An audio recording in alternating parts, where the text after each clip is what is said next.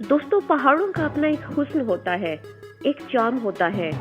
जो इसमें खो जाए वो इस दुनिया में आराम से नहीं बैठ सकता। पहाड़ों का जुनून मौसम की शिद्दत नहीं देखता, वक्त नहीं देखता, अपने खानदान और प्यारों का ख्याल नहीं रखता।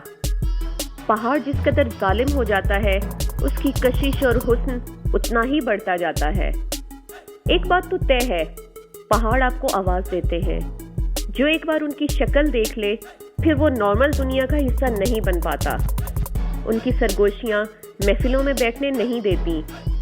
कहा जाता है कोहे पैमा पैदाइशी मजनू होते हैं और अपने शौक की खातिर सब कुछ ख़त्म करना उनके लिए कोई मुश्किल काम नहीं होता। उन्हें अपने इस शौक में दरपेश मसाइल का बखूबी अदराक होता है। इसके बावजूद जब ये घर से निकलते हैं तो उनको अपनी ज़िंदगी की कोई परवाह नहीं होती, क्योंकि वह सारी तैयारी करके निकलते हैं।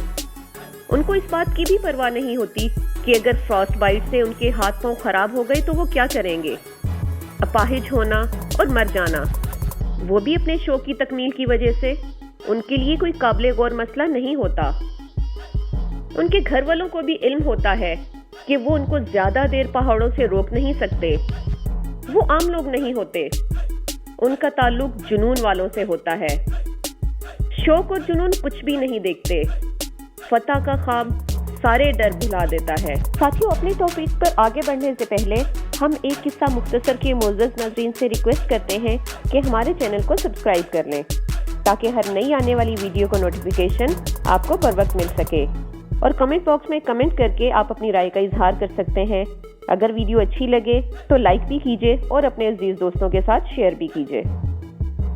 K2, जहां बुलंद चोटियों को तस्खीर करने वाले कोह पैमाओं के दिलों में एडवेंचर या मुहिम जोई के जज्बात जगाती है, वहीं ये चोटी दुनिया की सबसे बुलंद चोटी एवरेस्ट से भी ज्यादा खौफनाक समझी जाती है। ये चोटी, जिसे K2, छोगोरी और माउंट गॉर्डियन ऑस्टन भी कहा जाता है, ये एक जानलेवा पहाड़ है। इस चोटी को सर करने की जस्तजू करने वाले हर 4 में से एक कोह पैमा की मौत वाक़ई हो जाती है।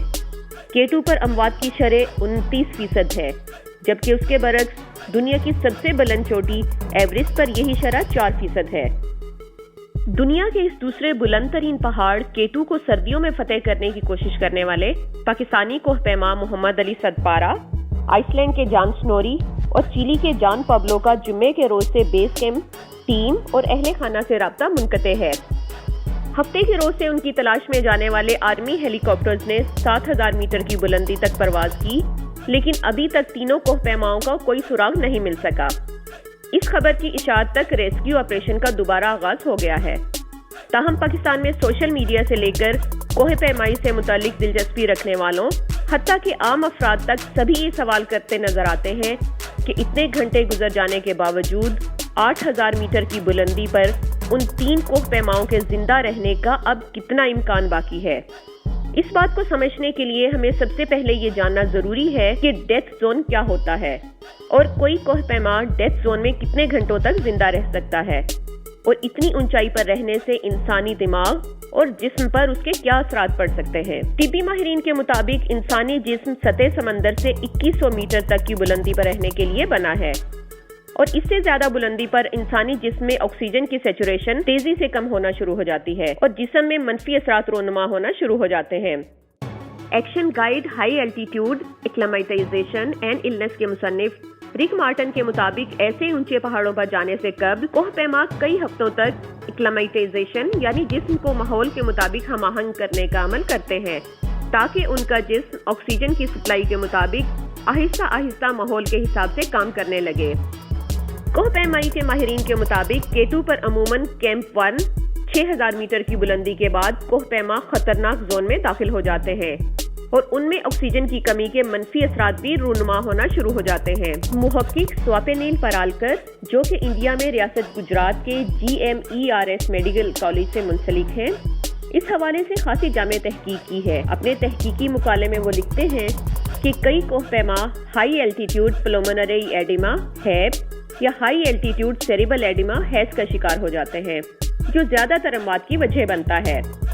हाइपोक्सिया यानी ऑक्सीजन की कमी के साथ नब्ज तेज हो जाती है, खून गाढ़ा होकर जमने लगता है और फालिज का खतरा बढ़ जाता है। زیادہ خراب حالت میں کوہ پیماؤں کے پھیپھڑوں میں پانی بھر جاتا ہے اور وہ ہائی الٹیٹیوڈ سیریبل ایڈیما یعنی ہیز کا شکار ہو جاتے ہیں۔ انہیں خون کے ساتھ یا اس کے بغیر کھانسی آنے لگتی ہے اور ان کا نظام تنفس بری طرح متاثر ہوتا ہے۔ ایسی حالت میں بیشتر کوہ پیماؤں کا دماغ کام کرنا چھوڑ دیتا ہے، ان میں سوچنے سمجھنے کی صلاحیت ختم ہو جاتی ہے، انہیں عجیب ہی ذہنی خیالات آنے لگتے ہیں اور پھر وہ وہی کرتے ہیں جو ایورسٹ فلم میں اینڈی ہیرس نے کیا تھا، یعنی اپنے کپڑے اور گیئر اتار پھینکے اور موت کو گلے لگا لیا۔ چین اور پاکستان کے درمیان حائل آسمان سے باتیں کرتی ہوئی چوٹیوں پر مشتمل کراکورم پہاڑی سلسلے کی اس چوٹی پر حالات اتنے غیر موافق ہیں کہ اسے ایک طویل عرصے سے خونخوار چوٹی کہا جاتا ہے۔ سطح سمندر سے 8,611 میٹر کی بلندی پر واقع کیٹو کا بوٹل نیک کے نام سے مشہور مقام تقریباً 8,000 میٹر سے شروع ہوتا ہے اور کوہ پیماؤں کی اصطلاح میں اسے ڈیتھ زون یا موت کی گھاٹی کہا جاتا ہے، جہاں بقا کے چیلنجوں میں نمایاں اضافہ ہو جاتا ہے۔ یہاں کوہ پیماؤں کو جان لیوا قدرتی موسم کے ساتھ نبرد آزما ہونے کے ساتھ ساتھ اپنے جسم کے اندر بھی ایک لڑائی لڑنا پڑتی ہے۔ ڈیتھ زون میں جہاں ایک غلط قدم کا مطلب سیدھا ہزاروں فٹ گہری کھائی یا گلیشیئر میں گر کر موت کو گلے لگانے کے مترادف ہے، وہیں اس اونچائی پر آکسیجن کی مزید کمی سے سنگین اثرات رونما ہوتے ہیں اور انسانی دماغ کا جسم پر کنٹرول ختم ہو جاتا ہے اور جسم مفلوج ہونے لگتا ہے۔ ڈیتھ زون میں انسانوں کو سانس لینے کے لیے درکار آکسیجن کی کمی سے جہاں الٹیٹیوڈ سکنس جو کہ اونچائی پر لاحق ہونے والی ایک بیماری ہے اس کے امکانات بڑھ جاتے ہیں، وہیں اتنی بلندی پر تیز ہوائیں بھی کوہ پیماؤں کے لیے جان لیوا ثابت ہوتی ہیں۔ یہاں پر انتہائی کم درجہ حرارت بھی جسم کے کسی بھی حصے میں فروسٹ بائٹ کا باعث بن سکتا ہے۔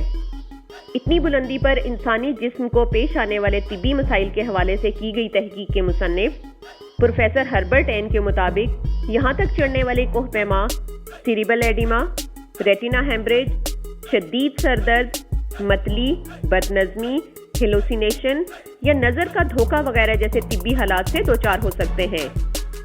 ڈیتھ زون میں غلطی کی کوئی گنجائش نہیں ہوتی اور یہاں آپ مخصوص وقت سے زیادہ نہیں گزار سکتے، اسی لیے کیمپ 4 میں پہنچنے والے کوہ پیما سوتے نہیں، بس کچھ دیر ریسٹ کرنے کے بعد سمٹ کرنے یا چوٹی پر پہنچنے کی کوشش کرتے ہیں اور تقریباً 16 سے 18 گھنٹوں کے دورانیے میں چوٹی سر کر کے ڈیتھ زون سے نکلنے کی فوری کوشش کرتے ہیں۔ تو کوہ پیما ڈیتھ زون میں زیادہ سے زیادہ کتنے گھنٹوں تک زندہ رہ سکتے ہیں؟ اس کا سیدھا سادہ جواب ہے 16 سے 20 گھنٹے۔ کوہ پیماؤں کو خصوصی ہدایت کی جاتی ہے کہ وہ ڈیتھ زون میں اس سے زیادہ وقت ہرگز نہ گزاریں۔ ایک سوال اور بھی پیدا ہوتا ہے، کیا آج تک کسی کوہ پیما نے ڈیتھ زون میں 20 گھنٹے سے زیادہ وقت بھی گزارا ہے؟ اگرچہ 48 گھنٹے سے زیادہ کسی کوہ پیما کے 8,000 میٹر سے زیادہ اونچائی پر زندہ رہنے کے امکانات بہت ہی کم ہوتے ہیں، لیکن ڈیتھ زون میں سب سے زیادہ وقت گزارنے کا ریکارڈ نیپال کے پیمبا گلیجین شرپا کے پاس ہے، جو سن 2008 میں 2 کوہ پیماؤں کو بچانے کے لیے 90 گھنٹے تک کیٹو کے ڈیتھ زون میں رہے۔ جب ان سے یہ پوچھا گیا کہ وہ 2 کوہ پیماؤں کو بچانے کے لیے کیوں ڈیتھ زون میں واپس گئے اور کیوں 8,000 میٹر سے زیادہ بلندی پر موت کی گھاٹی میں 90 گھنٹے کا وقت گزارا، ان کا جواب تھا، میں کیٹو پر خوش قسمت تھا۔ آپ جانتے ہیں میں خوش قسمت تھا۔ کیا محمد علی صدپارہ اور ان کے ساتھی بھی اتنے ہی خوش قسمت ثابت ہو سکتے ہیں؟ اس سوال کا جواب تو آنے والے چند گھنٹے ہی دیں گے، لیکن ہماری دعا ہے کہ پاکستان کے یہ صف اول کے کوہ پیما اپنے ساتھیوں سمیت زندہ سلامت واپس لوٹ آئیں۔ جی ہاں ساتھیوں، وہی محمد علی صدپارہ جو 2 غیر ملکی کوہ پیماؤں کے ساتھ سردیوں میں بغیر آکسیجن کے کیٹو سر کرنے کی مہم پر نکلے تھے۔ محمد علی صدپارہ نے 2016 میں سردیوں کی مہم جوئی کے دوران پہلی بار نانگا پربت کو سر کیا تھا۔ ان کو یہ اعزاز بھی حاصل ہے کہ انہوں نے 8,000 میٹر کی 8 چوٹیاں سر کرنے کے علاوہ 1 سال کے دوران 8,000 میٹر کی 4 چوٹیاں بھی سر کی ہیں۔